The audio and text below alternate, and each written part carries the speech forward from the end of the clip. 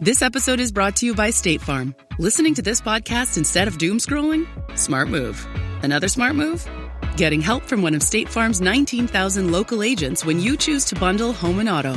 Bundling, just another way to save with the Personal Price Plan. Prices are based on rating plans that vary by state. Coverage options are selected by the customer. Availability, amount of discounts and savings, and eligibility vary by state. What if I told you you only have 12 hours to legally have sex? To finding true love. Or just like a good guy. From the director of Easy A and Anyone But You. This whole thing is nuts. There's nothing traditional about this night. On August 7th, the clock starts on the summer's biggest rom-com. I'm Owen. Allie. What about you and me? Monica Barbaro, Callum Turner. I've been told I'm a 7. By who? Your mom? Nah, she thinks I'm a 10. One night only. Rated R. Only in theaters August 7th. This podcast is part of the Robots Radio Rocket Club, a program designed to help all podcasts reach their full potential. For information about joining the Robots Radio Rocket Club, check out robotsradio.net. Welcome to the Final Fantasy Lorecast, a podcast dedicated to the history and lore of the Final Fantasy series. Join us as we take a deep dive into the different worlds, characters, and so much more. Welcome back, Warriors of Light, to another episode of the Final Fantasy Lorecast. I am one of your hosts, Brandon, or also known as Ben of Temeria. And with me today is neither Stephen nor Trey, because unfortunately Stephen has the COVID, so feel better. Hopefully he'll be back next week for our patron chat. And Trey has life stuff going on. So joining me today is my good friend, Kodojo. Hello there. Kodojo, this ain't Star Wars. Oh, right. Sorry. Lolly ho. It's Holly ho. Oh my god. All right. And so for this episode, I brought Kodojo in because he's a big fan of Final Fantasy XIV, just like me, if no one has really already guessed that, because I constantly talk about it. I've been trying not to bring it up as much as I did. And the curse topic is giving difficulties. Yes, Purple Archer. 14. We are talking about 14 locations. And my god, so this episode is going to be a lot more free-flowing than it normally is, because we are only doing the bigger locations in 14 because there are way too many locations in 14. Way, way, way too many. But, for us diving into the episode and for being how 14 is and how quickly we get through these, this might be a little bit, not as long as a normal episode normally is, so we'll see. But the first big location we're talking about is Limsa Lominsa. So Yes. when we say Limsa Lominsa, Dojo, what comes to your mind? I'm afraid I'm going to have to say it. The lower docks. The lower docks. Yes. The lower docks. Where everybody is congested because it's the best place if you want to sell shit. That and to show off your glamour. Oh, yes. Oh, yeah, that's a good point, too. Very, Especially the very bathing good suits. point. Yep. All the not safe for work outfits definitely are shown. That's for sure. So, Limsa Lominsa is an independent marine city-state in Eorzea in Final Fantasy XIV, located on the southern coast of the island of Vilbrand. It is the bustling port and a pirate hideout. Yes, there are pirates. And yes, you can join those said pirates. Specifically the rogues. Technically, they're pirates. I like to think of them as privateers, licensed to pirate against Actual the Empire's pirates? ships. Yeah. Oh, okay. That's fair. Sort of like how America did with the British ships. Throw the tea! So on the southern coast of the island of Vilbrand, under the shadow of the ancient cliffs worn by the relentless onslaught of the Rontano Sea, lies the marine city-state of Limsa Lominsa, said to be blessed by the goddess of navigation, Limian. So These are one of the gods that you can choose when you create your character.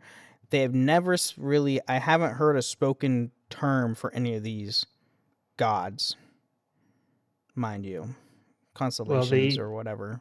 last expansion, the sort of 24-man raid or however big it is, raid, the really big one, you actually take on the 12 gods Oh, and fight okay. them. I never actually did it myself, so I can't remember the storyline all that well, but you do fight them. Nice. Okay, well, that's good. So the city is spread out over countless tiny islands, each connected by sturdy bridges of iron and wood construction, earning her the name of the Navigator's Veil from traveling bards who have witnessed the city's beauty from afar. So, yeah, pretty cool stuff. It is a gorgeous, gorgeous city state, I will say. Oh yeah, it's beautiful. I mean, ocean's views, very pretty, and like all city states, it does have jobs in that city state where you can start at. Warrior, rogue. I'm trying to remember them all. Man, I can't remember them. Why can't I remember them? Let's see, warrior, rogue, not summoner, pictomancer, blue mage, maybe no, not bard, dancer. Is where you can pick these up. So And limit. Wait, whoa. Okay, what was that again? And Limsa? yeah, in all city states have jobs you can pick Oh up. yeah, the jobs. So in Limsa, you have the warrior, rogue, the arcanist, and the Arcanist. arcanist. No, that's old. No, that's old duel. Pictomancer, blue mage, and dancer. No, arcanist is Limsa because that's where you get your carbuncle. Oh, right. Okay. Yeah, because arcanist becomes summoner and also scholar. You're thinking of Thundermage, which is black mage. Black mage. Okay. That's old doll. I get those confused. Oh, it's all good. It's all good. So moving on with Limsa. So Limsa Lominsa is a traditional Thaurocracy with power lying in the hands of the ruling party and its leader, Admiral. Oh God, you might have to help me out with this. It's her name's is interesting. Merlib Blofiswin. Close enough, I guess. It's been a while since I've heard her name. Yeah, it's been a while since I've heard the name too. That's probably since like ARR when I've heard her spoken name. Its economy is driven by shipbuilding, fishing, and blacksmithing, but the majority of the wealth comes from the lucrative shipping industry, which makes sense because piracy and ports. They have a huge port. And technically, this is the only city-state that has access to the sea as well. Yeah, that is true. Yes. So they have a monopoly on that. So, to maintain the safety of its maritime routes, the city employs a formidable navy known as the Knights of Barracuda. But even in the waters nearby the city, pirate bands run rampant, raving and pillaging. Admiral Merlib reinstated the Maelstrom to combine the forces of the knights, conscripted pirates, and adventurers into a land and sea army to combat the Garlean Empire and the encroaching Sangren and the Indigo Deep. And the Maelstrom is one of the 3 grand companies you can join. Not to confuse it with Free Company, Grand Company. Right. And the Sharigan is they're like a lizard-like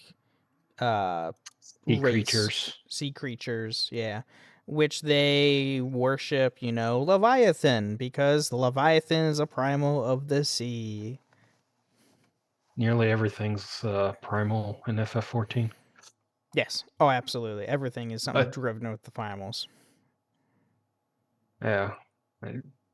So most of the map itself is just coastline, all up and down the coastline. Yeah. There is one nice little spot It's been in multiple games, and this is no different for this. Not Gold Saucer, Costa del Sol. Oh, Coastal of the Soul. Yeah.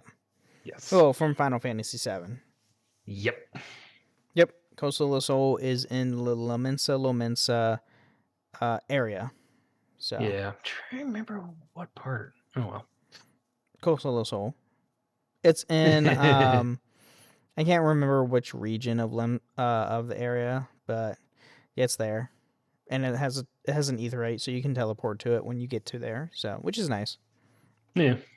So the next giant city-state we are diving into is Gridania, which is one of the city-states in 14, located on the Alderan continent, which is located in the midst of the Black Shroud, a dense forest also known as the Twelves Wood, and serves as a filter out those hostile towards the elementals and those in cooperation with them.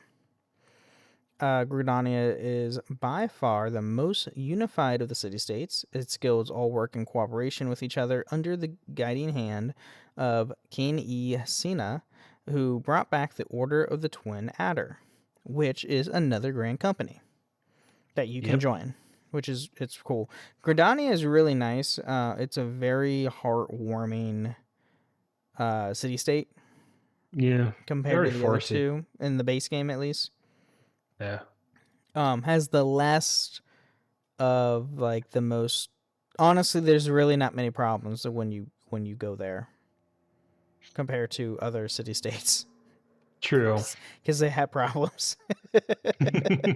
In the eastern reaches of the Alderald landmass, home to vast, dense woodlands and coursing rivers, lies the forest nation of Gridania. The cityscape is a mosaic of labyrinthian waterways and great wooden structures so gracefully constructed they seemed a part of the surrounding environment. Yeah, like when you go to Gridania and then you go outside of the city, it looks like you're still in Gridania. Because it's all like very connected to each other. Yeah, it incorporates all the woodlands into its structure. Yeah.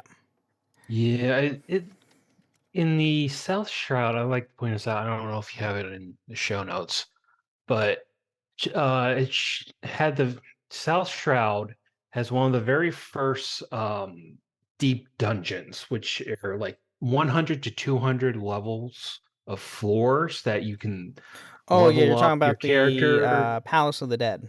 Dead, yes, and that was the very first one.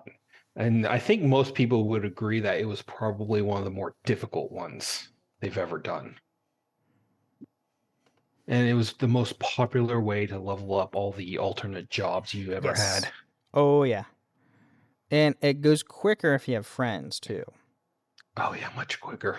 It goes very slowly if you're by yourself. I've done it by myself and it goes very slow. If you have other people playing with you, going in the Palace of the Dead, totally worth it. And yes, Mr. Evilisk, I'm going to have to listen to the pod version to see if you mentioned 14 quicker in the episode about it or another one. Dude, I've mentioned 14 as soon as we open up the podcast at one point. Yes. Friends, what are those? Yeah, I know. I need to hop back onto 14, surprisingly, because I have not been playing it as much as I should, because I've been rewatching a lot of Gundam anime and for my Gundam lorecast, and also playing a lot of Gundam. So, and a new Gundam game comes out next week, on top of Star Wars, mind you. So, yeah, I'll be playing the Gundam game and not the Star Wars game. Oh, I'm so pumped for Gundam. Anyway, the Gridanian emphasize on natural harmony that has led to its preeminence among Eorzea's city-states in trade such as forestry, agriculture, carpentry, and leatherworking. Gridania is also the home to the Wood Whalers, a militant band of polearm-wielding sentries charged with the protection of their homeland. Which makes sense why Lancers are in Gridania. Yeah. This is basically Lancers before they become Dragoons.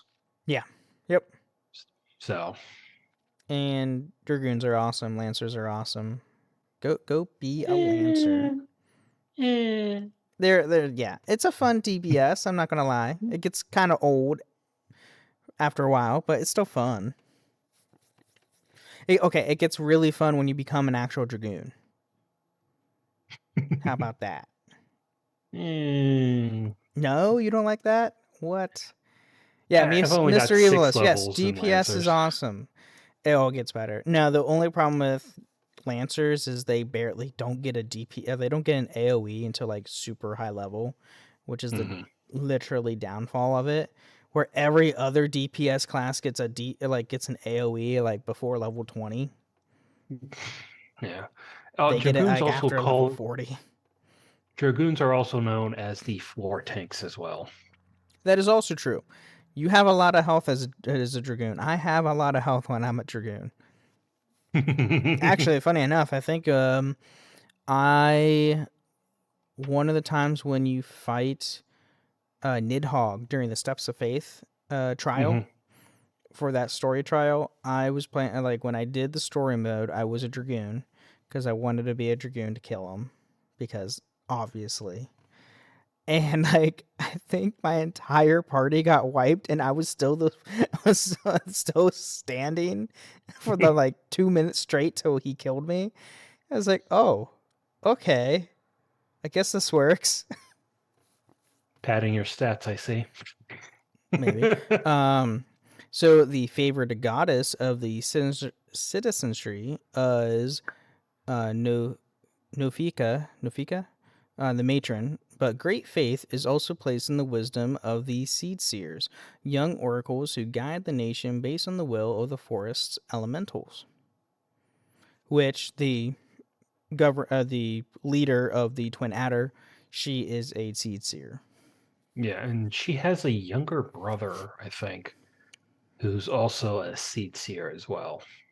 He's a white mage, and he's got hair that covers his eyes, red hair. Oh, okay. A typical anime younger brother right. type stuff. Has different color hair. They're the main they're the main protagonists. So the elementals in the 12's Wood around Gridania pervade all aspects of the Gridanian culture. The Gridanians respect and even fear the elementals for their power they wield, and appease or communicate with the elementals through festivals and ritual dance. The elementals in the woods guard and watch over observant Gridanians, and would normally control creatures of the forest and use them to attack outsiders. A sort of barrier called the hedge prevents outsiders from being subject to its violent elemental nature, called woodsind or wood wrath. The hedge occasionally falters, however, and when it does, those affected with wood wrath need to be purified through ritual dance. All I'm thinking of when I'm reading that is like they get infected by wood and like the wood starts to like use them as a symbiote kind of a thing.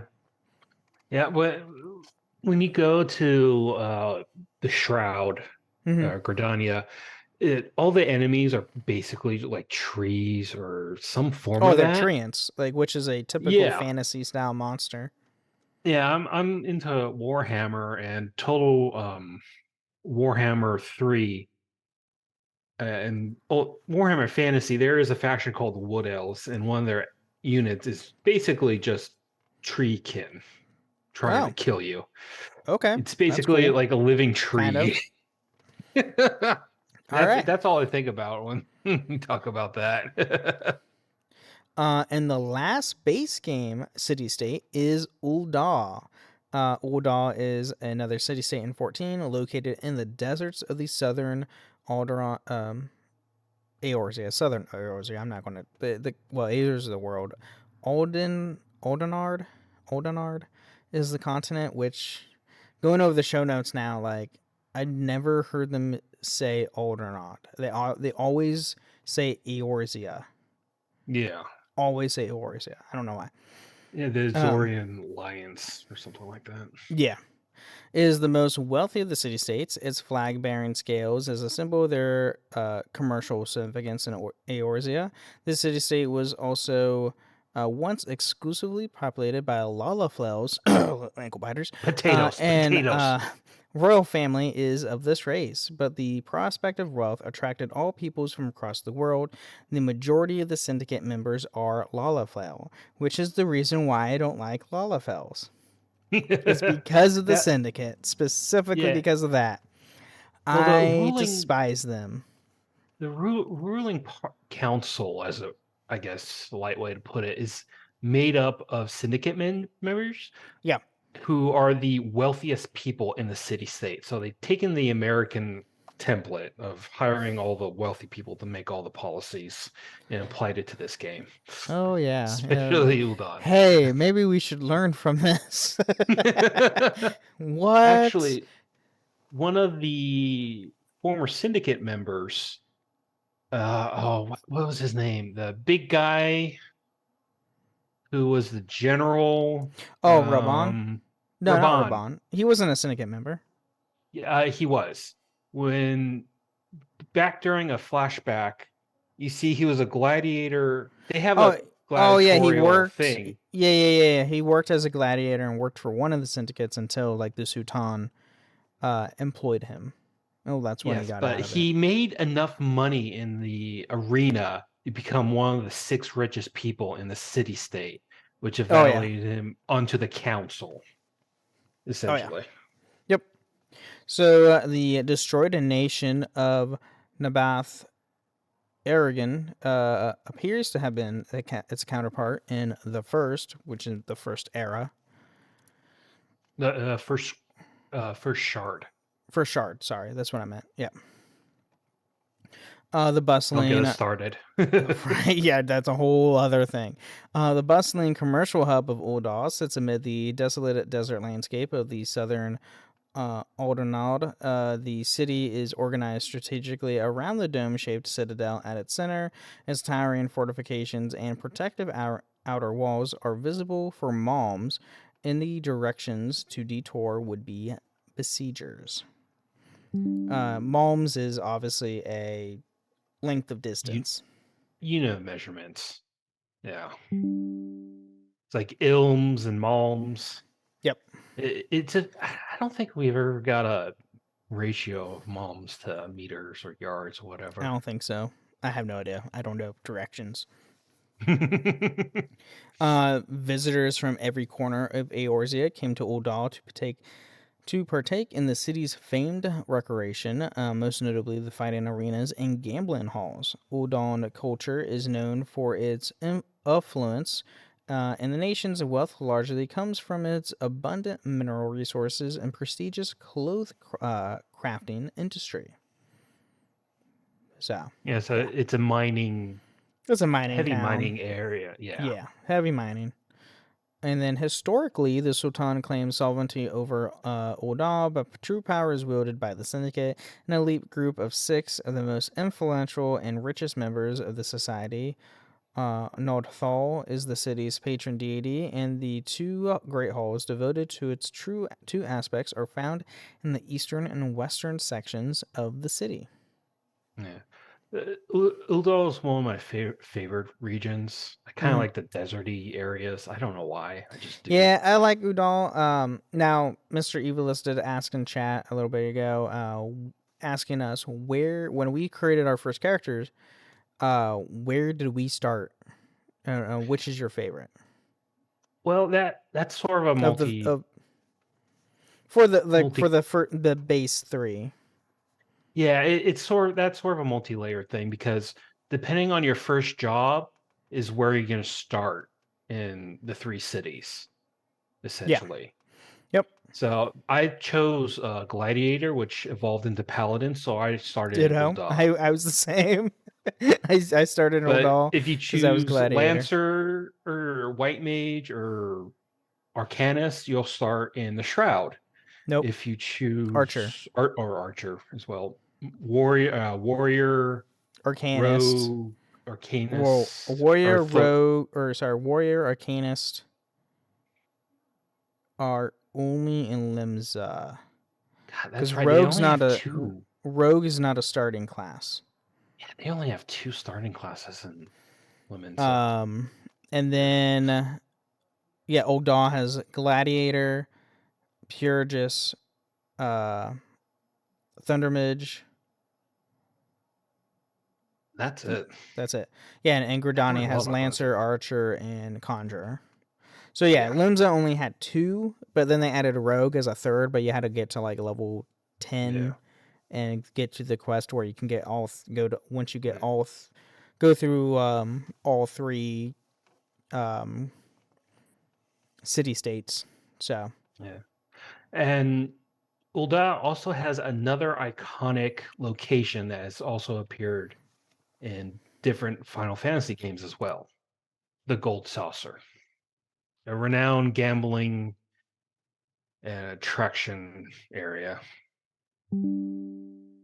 And one last tidbit about all 3 city-states is that they have housing in those city-states where you can actually purchase a house either for yourself or your free company, which I know our free company just got one about month and a half ago.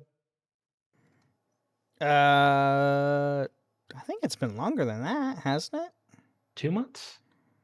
I know, I've been working a lot. I can't I remember. can't remember. It's been a while. We've had it for a while, which I need to log in just to make sure that it doesn't get deconstructed. Yeah, so, in La Minsa, it's the Mist. In Grandania, it's Lavender Bed. Yep. And in Ul'dah, it's the Goblet. Yes. And yeah, okay, Box Girl it's been about 4 months. Jeez, that's way longer than yeah. Way longer than what Kodojo thought. A lot's happened. We've had it for 4 months now? Holy crap. I didn't think it was that long. But hello Sharp, welcome to the show, as you know. But yeah, at this point, let's take a quick mid-break and we will be right back. Experience a membership that backs your business journey with American Express Business Platinum. Earn 5 times membership rewards points on flights and prepaid hotels booked on AmexTravel.com. Plus, apply to find out your welcome offer, which could be as high as 300,000 membership rewards points. American Express Business Platinum. There's nothing like it. Terms apply. Welcome offers vary, and you may not be eligible for an offer. Learn more at americanexpress.com/business-platinum. Tomorrow morning is knocking. Stock your fridge now. How about a creamy mocha frappuccino drink? Or a sweet vanilla? Smooth caramel maybe? Or a white chocolate mocha? Whichever you choose, delicious coffee awaits. Find Starbucks Frappuccino drinks wherever you buy your groceries.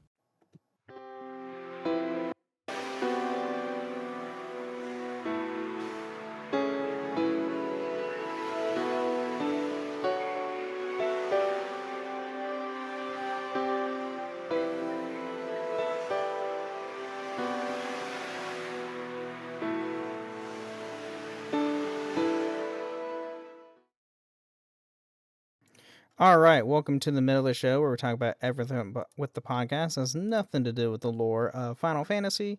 Here, I just want to thank everybody listening to the show. Thank you all the patrons supporting us. Thank you guys so much.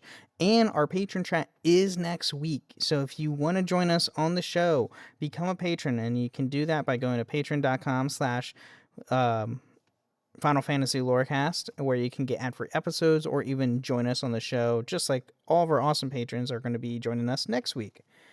You can also support us on Apple and Spotify. Leave 5-star review on Apple with some words we will read out loud next time on the show, as well as a nice Spotify comment, which, let me see here. We have a comment from Ben on our locations of 13. Love the show. Would just like to say, Ben, you were saying unrevisable wrong. It's unrevisitable. Yeah, I'm bad with words. I'm sorry. During this work week, I just giggled to myself and reckon my managers looking to the CCTV props think I'm going mental. LOL. Keep up the good work as always, guys. Love the show. 100 out of 100 for me. That is awesome. And yes, everybody who knows this. Yeah. Oh, was that you, Sharp? I did it. Oh gosh. Yeah, you know. I'm bad with words. And yes, everybody who's in chat, OBS is being weird for me. It keeps disconnecting, reconnecting. Now, it's not going to have that in the audio format when you actually listen to this on Apple or Spotify. So no worries about that. It still records fully when it does that stuff. It's just being weird. I need to figure it out. I need to look up a YouTube video before I go into Wizarding World tonight.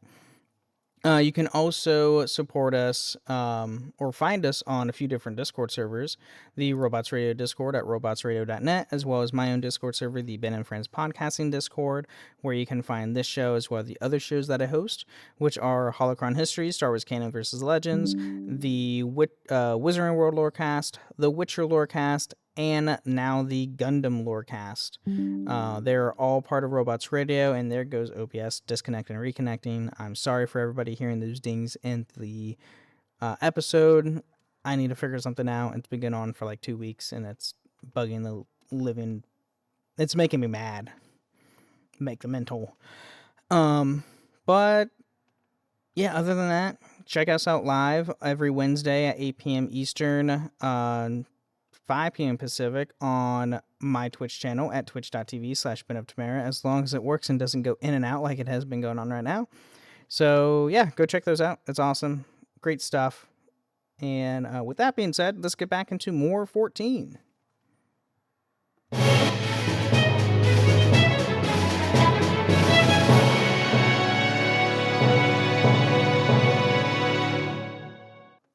This summer, say I do. I am marrying a stranger. Like never before. Am I crazy? It's a whole new Married at First Sight on Peacock. Thank God I woke up in love. With new experts. My name is Dr. Lisa. My name is Paul Brunson. More couples. This could be the start of a very successful marriage. And more surprises. Or maybe not. Everything is just not enough. You're a little bit crazy. I don't know what's gonna happen. I want my fairy tale ending. Married at First Sight, now streaming. New episodes Thursdays, only on Peacock.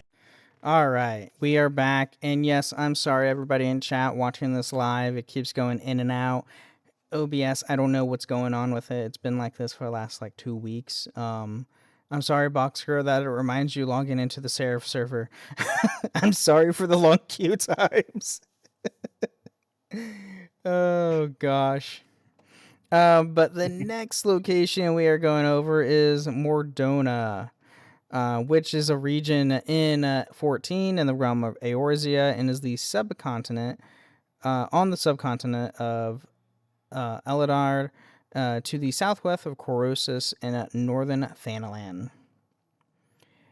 Yeah, this city is the in-game city of Realm Reborn. So for everybody listening, yeah. So the whole area has been rendered barren and corrupt of ether during a massive battle between the army of dragons led by the Worm King Midgardsummer and the fleet of Garlean airships that happened 15 years ago, shown during the game's original opening CG. Which, yeah, you do, if you start up the game for the first time ever and watch this, it's freaking awesome. It got good cutscenes. Oh my god, the cinematic cutscenes are amazing. I love it so much. It's great. The battle turned the place into a dangerous, lifeless place full of terrible beasts and became later known as the Battle of Silver Tier Skies.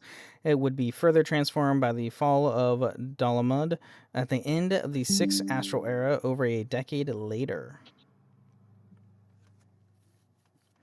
And there goes OBS again. Gosh, this... I don't know what to do about it. You might have to reload it. Well, I did that. And reprogram it. I would hope not. I will cry. I will seriously cry if that happens. So Mordona long lay between the various city-states of Eorzea and generally unclaimed by any. It said that since the immemorial times, a great force has slumbered there. This force was said to be drain the element from anything that remained in contact with the ground for a long time. If a wind crystal was buried there, for an example, it would soon become a pure crystal void of wind properties. In spite of this, Dona was famous for its wild and rugged beauty, particularly its lush green forests and striking waterfalls, which fed out of the Alderod's largest inland bodies of water, Silver Tier Lake. Yeah, and it does feed in, but now it's more of a crystalline area. It doesn't really have any more green forests, and you just got crystals sticking out everywhere. Yeah, literally everywhere. Not even they're literally all over the place, which I don't know if I have it in the show. Oh, I don't have it in the show notes. Yeah, the reason why this is happening is because there's a massive creature laying beneath Mordora, called Bahamut. Which That's was the the first whole raid. reason. Which was the first raid they added into the game in 2.0, and yeah, that's the reason why it's all barren and nothing like really. The crystals are always sucked dry, is because Bahamut is constantly feeding off of the energy in the area. Yeah. So, and and Mordona he's is massive. Mordona is also home to the Crystal Tower. Yes, that is also true. Which is really cool too. That was the first Alliance raid they did. Yeah, that was the name of it, Alliance raids. Yeah, there were standard raids and there's Alliance raids. Alliance raids, you have 3 8-man teams, if I recall. Yeah, 3 8-man teams. And then the standard raids are just an 8-man team. Yeah. Is unclaimed nature of the area, as well as the central position of Alderaan and its Verdancy? I don't know. That likely attracted the attention of the Garlean Empire after taking Mahigo. The Imperial Air Fleet made a move en masse into Mordorna, led by the mighty super dreadnought, the Argus. However, as the Imperial fleet advanced in the skies above Silver Tear Lake, it met with a wholly unexpected sight. Oh, yeah, it did. The way I like to put it is this: haha, we can use this as a sneak attack advantage. Oh no! Yeah, our surprise has been surprised. Right. Midgard Summer, the dragon deity of Silver Tear, had arisen, summoned by a hand unknown, and as if to answer the mighty worm's call, a host of dragons flew from the northwestern reaches of Dravania and fell on the Empire's forces. The air was filled with deafening roars of cannons and dragonkin alike.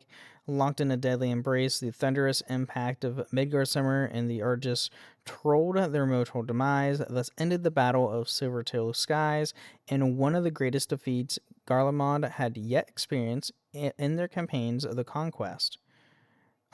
Ceruleum leaking from the fallen airship, combined with ether from the Dining Dragon King, would soon transform the flora of Mordorna into crystallized structures that remain visible to this day. Yeah, as Mr. Evola says, Uno reverse. With the whole Garlemald, hey, we can attack Eorzea from this point. Ha! Psych, Midgard Summer. And fun fact, and this is kind of a little bit of spoiler. I mean, the whole episode's a spoiler. It's whatever. Midgard Summer's not dead, like at all, because then he becomes your companion, and he will forever be my minion. I always have him as my active minion because it's Midgard Summer. It's a talking dragon that you get. So. And his personality is independent in the game, so he will just like randomly perch on your shoulder as you're walking around, and it's freaking awesome. I love it. And eventually you get a mount of him too. The mount could have been cooler, in my opinion. So, I don't know what you think of Dojo.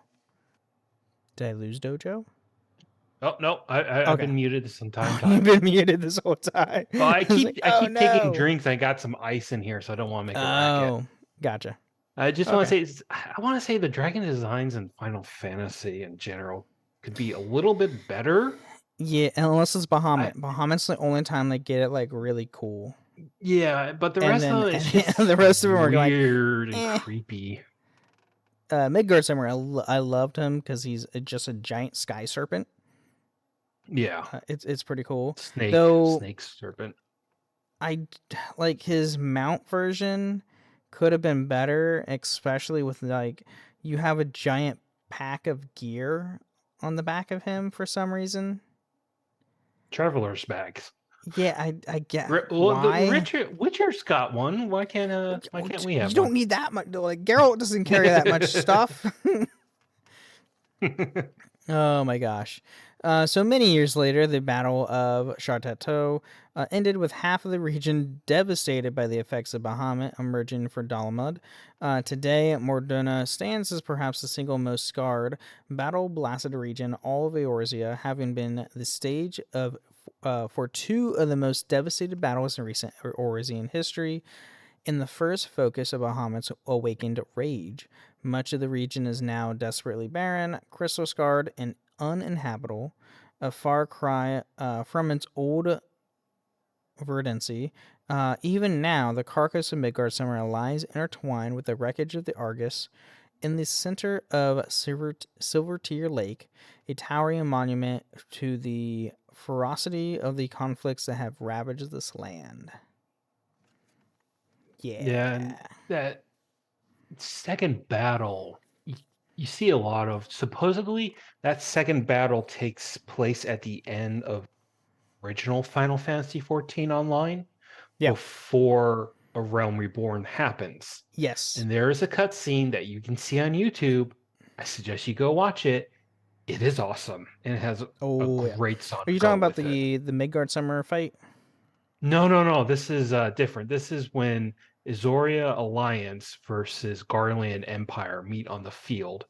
All of a sudden, Bahamut, who was trapped in what looked like a moon. I'm pretty sure didn't they have that in the game?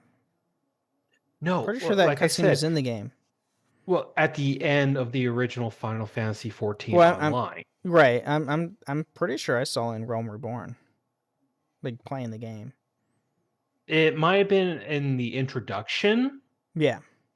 But that battle, and maybe a couple of flashbacks when they're talking about, because in the beginning, from like 1 to like 15 or 30 roughly, you're going around doing city-state missions, and then you're trying to get all the city-states together, and you decide to have a memorial for that battle and all the fallen soldiers. And you get some tidbits about that battle and through that quest line. I think that's what it is, but no, that cutscene is at the end of FF14 original. Well, 1.0 that we don't talk about. That set up A Realm Reborn. Yeah. Well, quote unquote sets up. Yoshi P knows it exists, but he doesn't talk about it. We don't talk about it either because it was that bad, apparently. It was only on PC, so console players weren't able to play it anyway. So, moving on to the next location is Ishgard. So, the Holy See of Ishgard, which is another city-state in 14, located in the harsh snowfields of Korthus in the northern Alderaan, it became the primary setting for Heaven's Ward, which is the first expansion.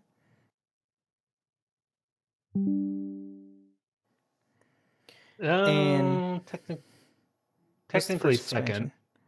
We don't say Realm Reborn, and that's not an expansion. It's 2.0. It's 2.0. We don't talk it as an expansion though. They don't even say it's an expansion. So there we go. Ishgard is at war with the dragons of neighboring Dravania, and much of their military is made up of dragoons. They are reluctant to join the Eorzean alliance against the Garlean Empire, as they lack the unoccupied manpower. They are the leading provider of Eorzea's chocobos and refuse to deliver any to the other city-states due to the chocobo blight that lasted from the game's launch until patch 1.19.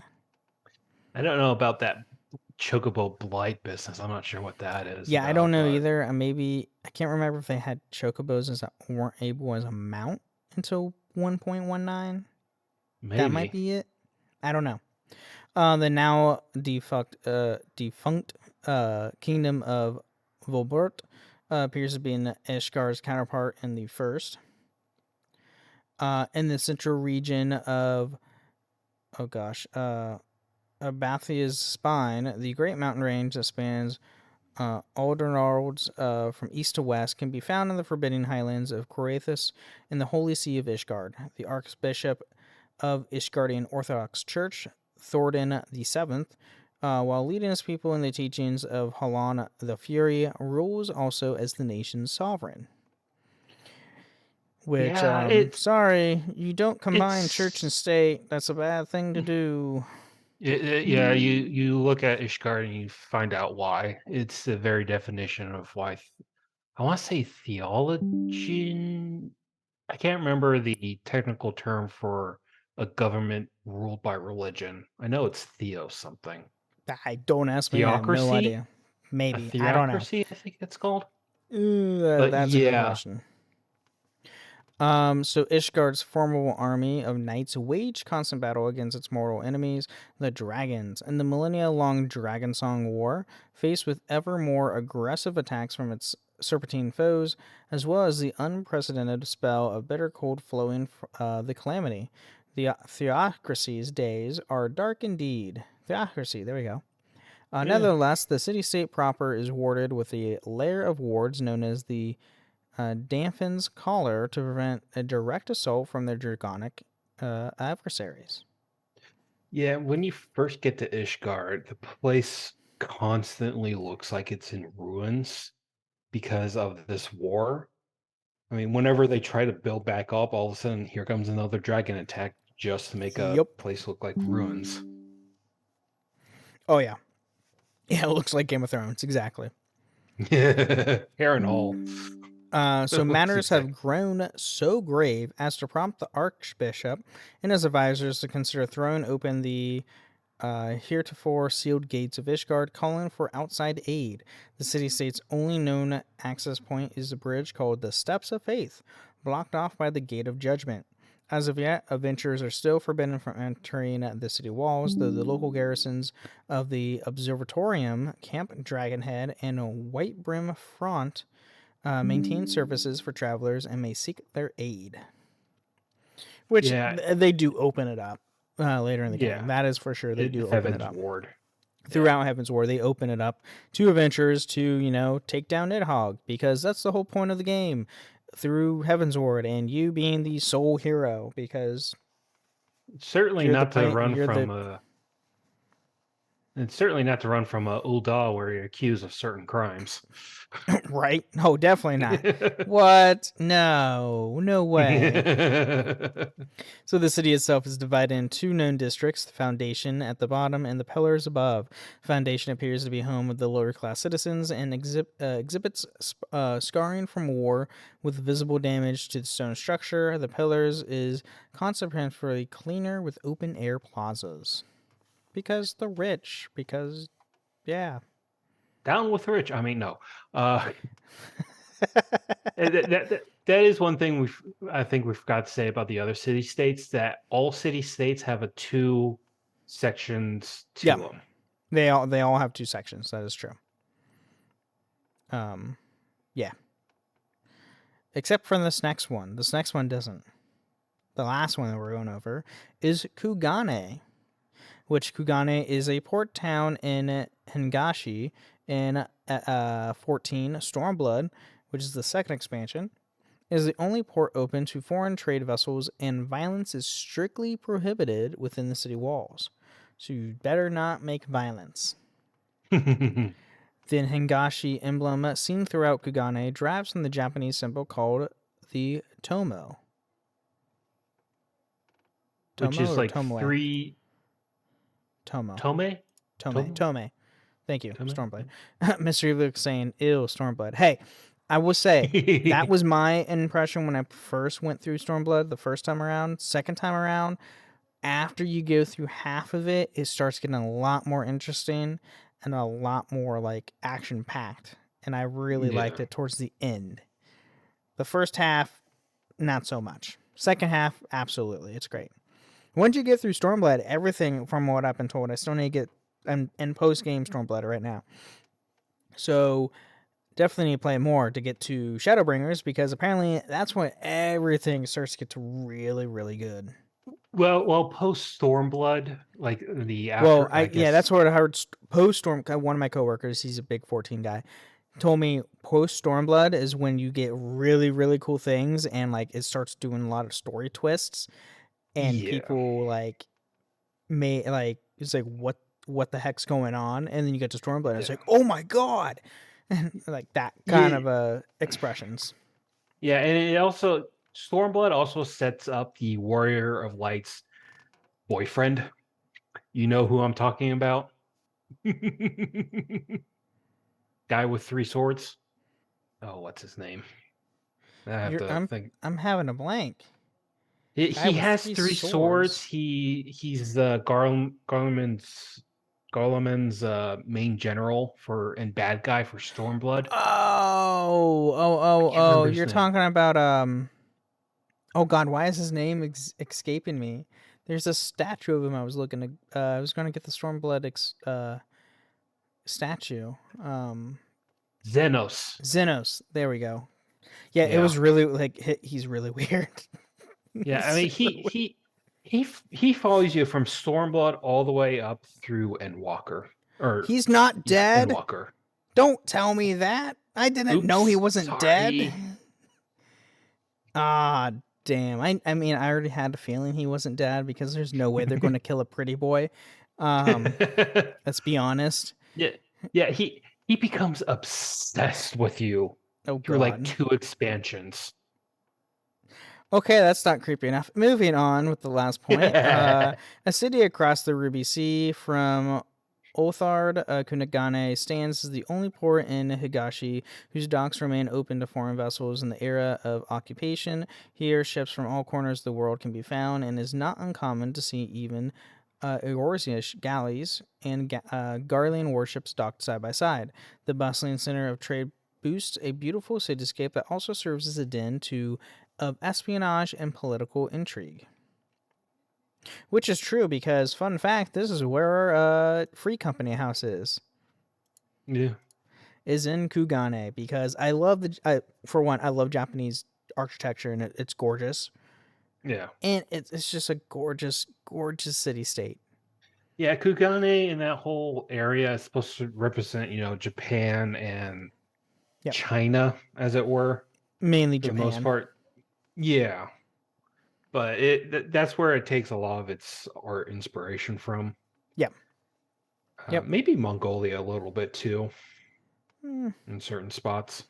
Mainly Japanese. But still awesome. I love it. It's great. So with that being said, that is all we're talking about in the locations of 14. If you want to learn more of 14 locations, go and play 14. It's their free trial all the way up through Stormblood. So you can go and play, make an account, get it up to level 70. It's literally free. It's free up to Stormblood. So you don't have to pay until after Stormblood if you want to keep continuing. So go play it. It's great. There's hundreds of hours that you can play within that free trial. And I mean hundreds. Dead serious. I think you get a EXP boost. I don't know if it's still going on. Road to 80 or that's still that goes on for a new character. Or like if you create a new character, you have it for I think like 3 to 4 months. Possibly. It's like 90. I think it's like 90-day EXP boost. So you level up fast, which is super nice. Yeah. So, but there's lots of jobs for you to do, both combat and what's called Disciple of the Hands and Lands. Yes. Which is crafting and gathering. Yes, and our friend Boom knows so much of that because he has every single class up to level 70 that I know of currently. Unless he's gone past that already. I have no idea. But he's done a lot. Every single job, not just combat, every single job, including crafting and gathering jobs, which is very impressive. I can't do crafting and gathering. There are people called I have omni-crafters. I have a level 50 alchemist. That is the highest I have in the crafting. There are people called omni-crafters who have maxed out both gathering and crafting, and they must be locked up in an insane asylum because I don't know how they do it. I don't either. I really don't. I really don't either. It's insane. I applaud everybody who's able to do that, and if you're one of those people, I pat you on the back because that stuff is not easy. But with that being said, it is at the end of the episode. Dojo, do you have any final thoughts or anything before we leave? Final Fantasy XIV is one of the greatest Final Fantasy games to ever be created. You cannot change my mind. Come fight me. I dare you. I'm looking at you. Wow, there we Trey. go. I'm we looking have at a you, hot Stephen take Trey. on my co-hosts. Oh boy. Hey, that's all great though. I'm all for it. You know I advocate that, so you know I'm on your side. So yeah, thank you everybody for listening to the Final Fantasy Lorecast, and may the crystals guide you. Thank you for listening to the Lorecast. You can find us on the Robots Radio Discord at robotsradio.net. You can find us on Twitter at FFLorecast, and you can email us at fflorecast@gmail.com. Queen Carvania stood haloed by the morning sun. An army hung on her every word. My champions, I have sold my chariot on Carvana. 'Twas a lovely SUV, an inexplicably queenly offer. They're even coming to the castle to collect it. Tonight, we feast! An offer you can feast on. Sell your car today on Carvana. Pickup fees may apply. Hi, Ryan Reynolds here for Mint Mobile. Are you looking for a beach read this summer? May I suggest your big wireless bill? It's got suspense, mystery, a slightly flat emotional arc, and a shocking twist where you realize you've been overpaying the entire time. Fortunately, though, Mint's story is better. Every plan, $15 a month, even unlimited. That's it. Happy ending, 0 tears. Give it a try at mintmobile.com/switch. Upfront payment of $45 for 3 months, $90 for 6 months, or $180 for 12-month plan required. $15 per month equivalent. Taxes and fees extra. Initial plan term only. Greater than 50 gigabytes may slow when network is busy. See terms.